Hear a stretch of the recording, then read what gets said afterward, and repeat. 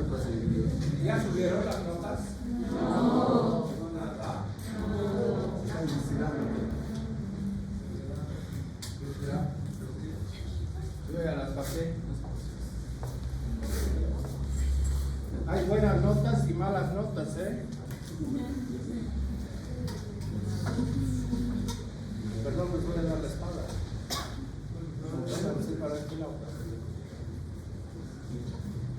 No van a ver ahí, no van a ver nada.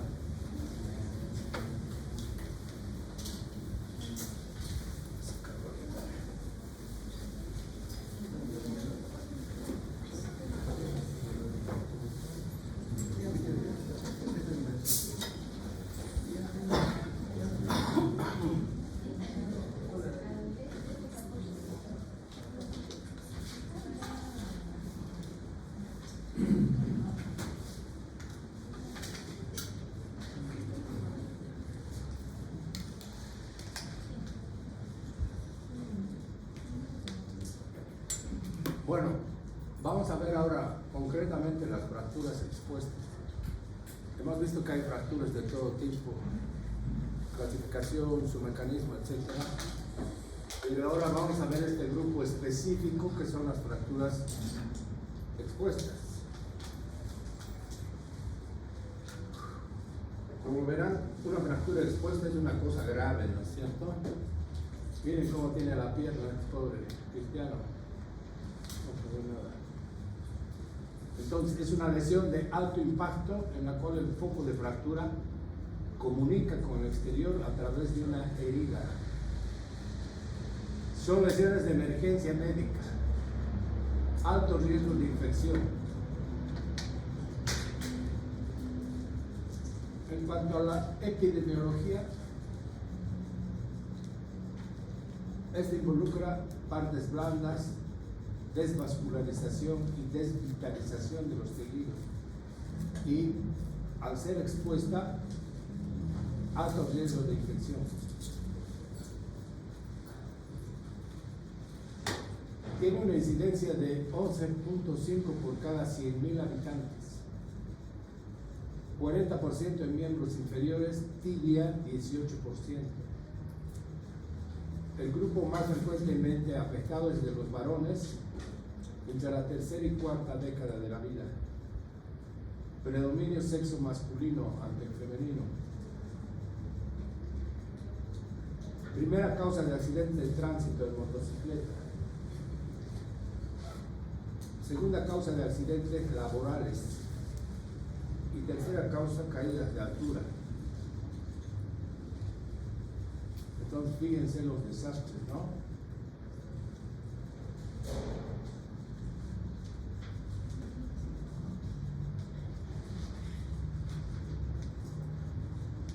No se ve, rebota en la pantalla. Bueno, traumatismos de alta energía, motocicleta, impacto directo, colisión de vehículos, o traumatismos laborales, lesiones por sierra eléctrica, macetas, etc. Entonces, fíjense esa pobre rodilla aquí a mano derecha, es una lesión gravísima, ¿no es cierto? Severo compromiso de partes blandas, óseo, y probablemente tiene lesión vascular, nerviosa también. En nuestro medio, en laboral, se ve accidentes por amoladora. ¿Conocen la amoladora? Sí. Es un motor con su disco, ¿no? Que sirve para cortar piedra, cerámica, etc. A veces lo manejan mal, se les suelta y eso les produce cortes, barbaridad, lo corta el hueso, etc. Heridas graves por la amoladora se ve bastante aquí en nuestro medio. O gente que no tiene mucha experiencia y se ponen a hurgar o a hacer cosas con la amoladora y se hacen averías. En cuanto a la presentación clínica, como cualquier historia clínica de cualquier paciente, fecha y hora de accidente, tiempo transcurrido, mayor a 6 horas, contaminada, y de 8 a 12 horas ya se considera infectada. hay que revisar el mecanismo causal y los antecedentes. Se dice que esto de las 6 horas es el patrón de tiempo en el cual nosotros sabemos que podemos actuar todavía, porque pasado de las 6 horas ya se infecta o hay compromiso vascular y necrosis. Entonces, lo ideal, atender a estos pacientes precozmente, teniendo como límite las 6 horas. En cuanto al examen físico, descartar politraumatismos o polifracturas, porque puede ser que tenga esa lesión y otra lesión concomitante, ¿no es cierto? Ver el estado de la piel, el grado de contaminación. No es lo mismo ver un paciente que se ha hecho una herida en la calle, en la carretera, o ver otro paciente que se ha producido su lesión en el campo, donde hay heces de animales, etc. Por eso ver el grado de contaminación. Hemos tenido pacientes que han caído en cloacas. ¿Se imaginan la contaminación de una herida abierta de un paciente que cae en una cloaca? Terrible. Signos de insuficiencia vascular. Cuando hay lesiones así graves hay que fijarse bien si hay lesión vascular o no hay. Déficit neurológico igual.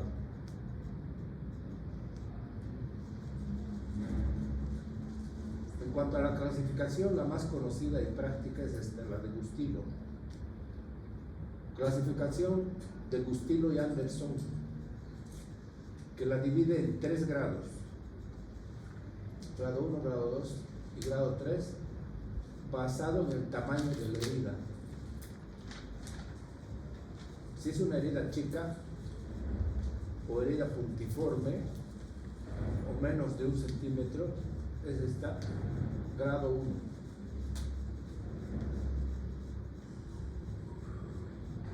Y de acuerdo a la gravedad de la lesión va aumentando, ¿no? Será un grado 2 y un grado 3 que ya tiene otros subtipos. Grado 3A, 3B y 3C, para especificar el daño a los tejidos y lesiones. Entonces, el grado 1 es una herida chica, menos de 1 centímetro, no hay mucho compromiso de partes blandas. El grado 2 ya es una herida mucho más grande, con compromiso de partes blandas. Y grado 3 ya es una herida mucho más grande, con gran pérdida de tejido. Y el 3A, 3B y 3C ya cuando son lesiones con compromiso vascular.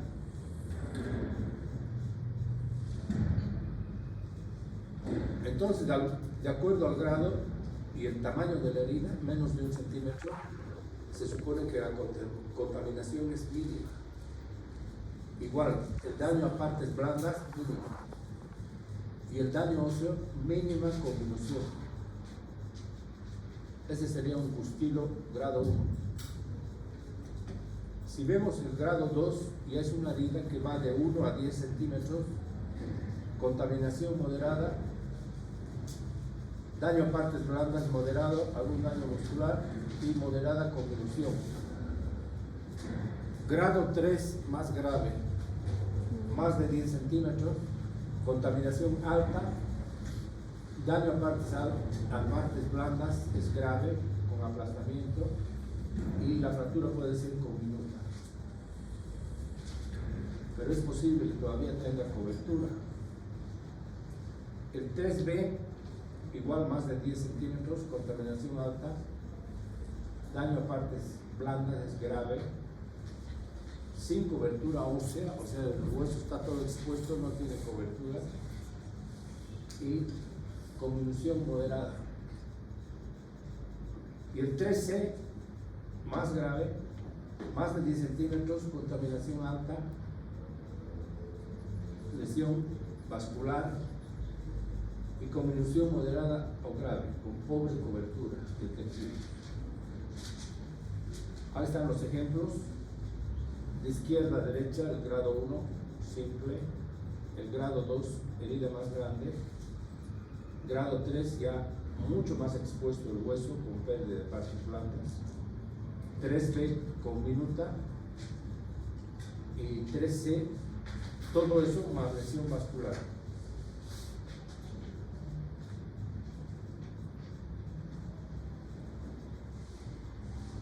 Entonces sigue la clasificación de lesiones óseas. El grupo 1, fractura simple, un solo trazo puede ser transversal, oblicuo o espiral, fácil de reducir e inmovilizar, probabilidad baja de necrosis ósea. Habíamos dicho que si se ve un fragmento de hueso no hay que tratar de introducirlo, sino solamente colocar un apósito estéril y vendarlo e inmovilizarlo. En el grupo 2, fractura con tercer fragmento grande, triangular o ala de mariposa, reducir, estabilizaciones aún más complicadas y el riesgo de necrosis avascular si se desperiostisa demasiado. Grupo 3, fractura segmentada con trazos fracturares en 2 niveles, requiere más destreza y experiencia para la reducción. Y grupo 4, fractura con minuta, múltiples fracturas que toman 1/3 de la diáfisis o más. Importante siempre, el primer estudio que pedimos nosotros es la radiografía. Entonces, en esta radiografía del Facebook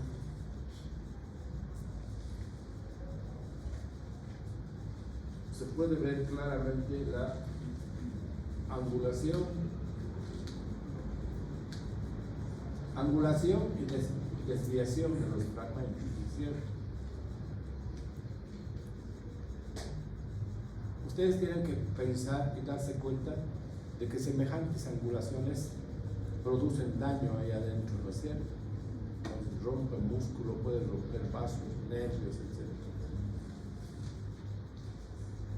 Entonces, rayos X, proyección AP y lateral, siempre las dos proyecciones. En algunos casos se puede pedir tomografía, resonancia magnética o el fluoroscopio o intensificador de imagen.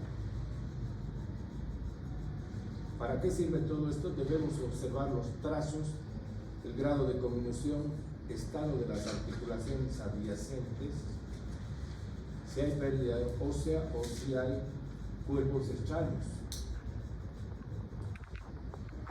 En cuanto al manejo,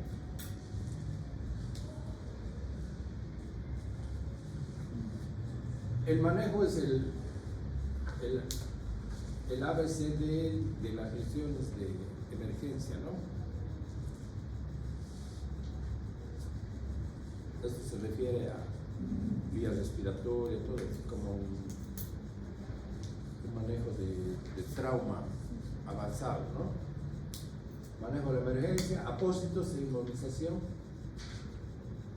Ya en quirófano, operación primaria, desbridamiento quirúrgico y estabilización de la fractura. Operaciones secundarias más adelante, reconstrucción de piel y tejidos blandos, reconstrucción ósea. Objetivos del tratamiento de las fracturas expuestas: preservar tejidos blandos viables, prevenir infección. Fundamentalmente nuestro enemigo principal ahí es la infección, para conseguir la consolidación de la fractura y recuperar la función. Factores que afectan el resultado del tratamiento. Ya sabemos nosotros que no es lo mismo una lesión de alta energía o de baja energía. Estas expuestas generalmente son de alta energía. Ver la localización y extensión de la lesión, tanto en tejidos blandos como en el hueso, el grado de contaminación, ver el estado físico del paciente, si es un paciente robusto, de buen físico, bien nutrido, o es un paciente de esos desnutridos flaquitos. Y el manejo del tratamiento inicial. Acá pueden ver que los paramédicos han inmovilizado con una tabla espinal, porque protegiendo la columna vertebral, dorso lumbar. La fractura cervical, digo, el trauma cervical está protegido ahí con un collarete cervical, ¿no es cierto? Entonces, esa es la atención inmediata del paciente traumatizado, inmovilizarlo, asegurar que tenga una vía aérea permeable para ser trasladado al centro médico, ¿sí?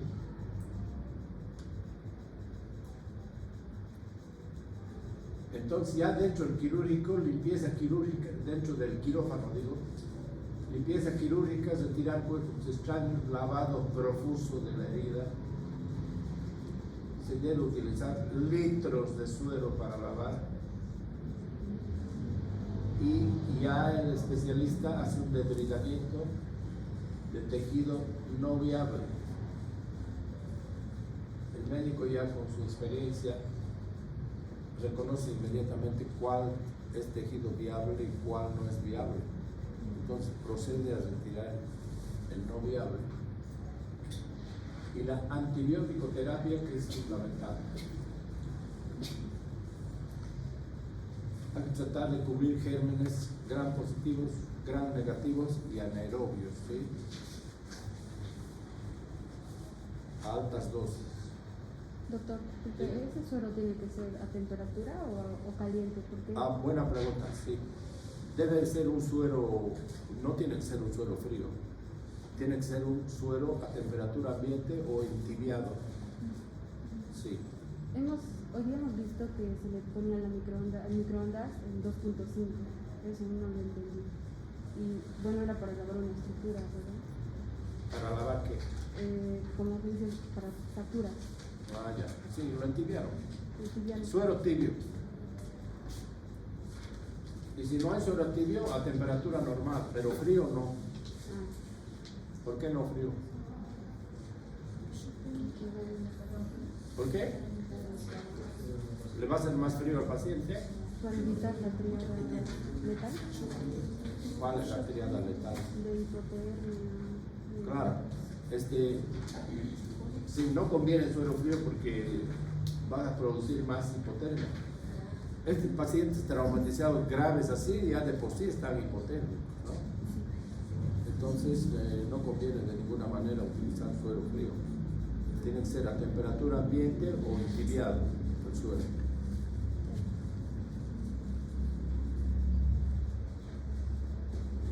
En cuanto al tratamiento de fijación externa,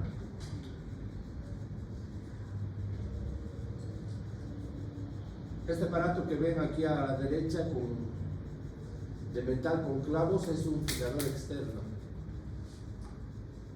¿En qué consiste el fijador externo? Se colocan clavos roscados cerca de la fractura. Una pena, pero no marca esta cuestión. Entra a la pantalla, se pierde la luz.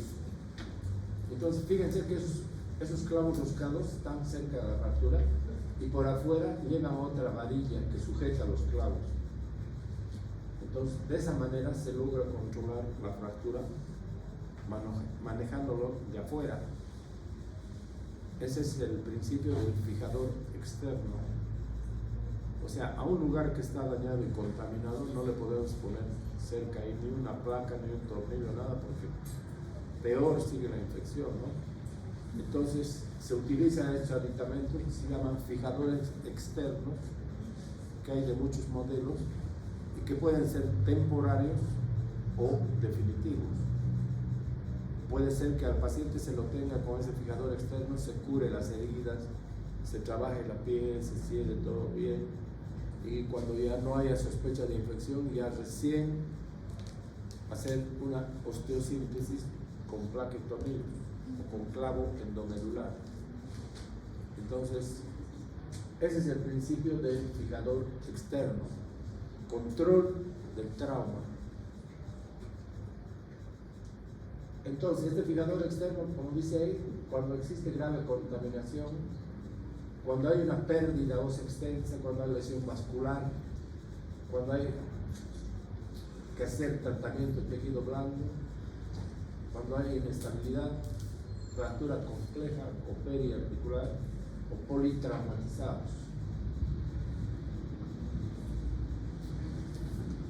Estos son ejemplos de fijación interna ya en un periodo posterior a la fractura expuesta, no en agudo, sino cuando ya se ha visto y controlado que no va a haber infección, etc. ¿No? Se puede usar esos clavos bloqueados, intramedulares, o en algún otro caso de placa y tornillo.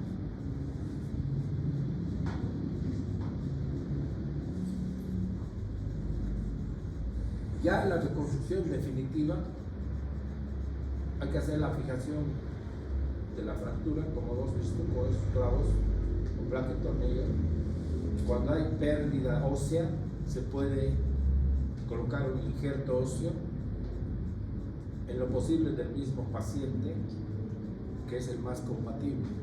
Entonces se toma injerto de la región de la cresta ilíaca, de ahí se toma el injerto y se coloca al lugar donde falta el hueso. Reconstrucción de defectos óseos.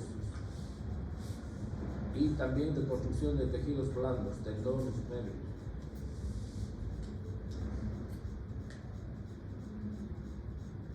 Complicaciones. Complicación aguda, hemorragia.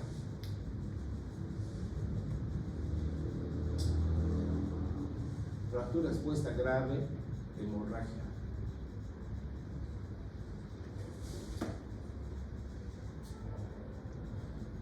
Hemorragia y lo mata al paciente en nuestras narices.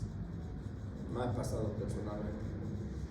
Me acuerdo de un caso de un paciente que lo atropelló una cisterna, le fracturó la pelvis y el fémur. Lo metimos al quirófano, anestesista, cirujano, urólogo, traumatólogo, chorros de sangre. Igualito se nos murió en nuestra nariz. O sea, son lesiones graves que comprometen la vida del paciente. Y aún así con especialistas de emergencia, gente de experiencia, igualito se mueren. Tienen alta mortalidad incluso en los mejores centros de cualquier parte del mundo. Entonces, complicación aguda, hemorragia. Infecciones, lesiones neurológicas, síndrome compartimental. Eso del síndrome compartimental lo vamos a ver en la parte del capítulo. Se refiere cuando se interrumpe la circulación en una extremidad y se produce un edema y no permite el paso de la irrigación. Entonces hay un aumento de la presión entre los compartimientos de la extremidad, producen necrosis y muerte muscular. Y de todas estas lesiones graves así, de sangrado y necrosis, etc., si sigue avanzando y no se controla, va para la infección del hueso, que es la osteomielitis. ¿Sí? Nada más. Prendela la luz, por favor.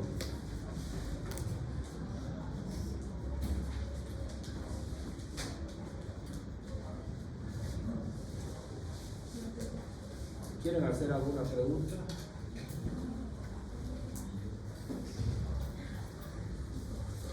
Doctor, la fijación externa puede ser temporaria y también Sí. La otra Definitiva. Sí. definitiva. ¿Por cuánto tiempo podría ser la temporal? Es que eso depende de la evolución de la lesión, ¿no? ¿Cómo va evolucionando? ¿No causa algún daño? No, pues, no, ¿por qué va a causar daño si eso lo pones de tal manera que